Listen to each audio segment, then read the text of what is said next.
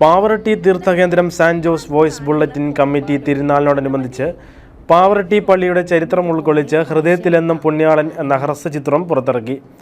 അധ്യാപകനായ റാഫി നീലങ്കാവിലാണ് തിരക്കഥയും സംവിധാനവും നിർവഹിച്ചിരിക്കുന്നത്.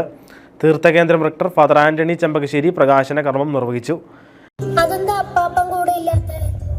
കനോലിക്കനാലും കടന്ന് കൊച്ചിയിൽ പോയി എണ്ണ വിറ്റിട്ട് വേണം അപ്പാപ്പൻ വരാനേ. വീട്ടിൽ നിന്ന് പാവറട്ടി പള്ളിയിലേക്ക് പുറപ്പെട്ട അമ്മാമ്മയുടെ ഓർമ്മകളിലൂടെയും കുട്ടികളുടെ കാഴ്ചകളിലൂടെയുമാണ് ലഘുചിത്രത്തിൻ്റെ സഞ്ചാരം. യാത്രാ സംഘത്തിൻ്റെ സഞ്ചാര വഴികളിൽ നാടിനെ അവർ തൊട്ടറിയുന്നുണ്ട്. പ്രദേശത്തെ പ്രധാന ഇടങ്ങളെയും വ്യക്തികളെയും അടയാളപ്പെടുത്തുന്നു.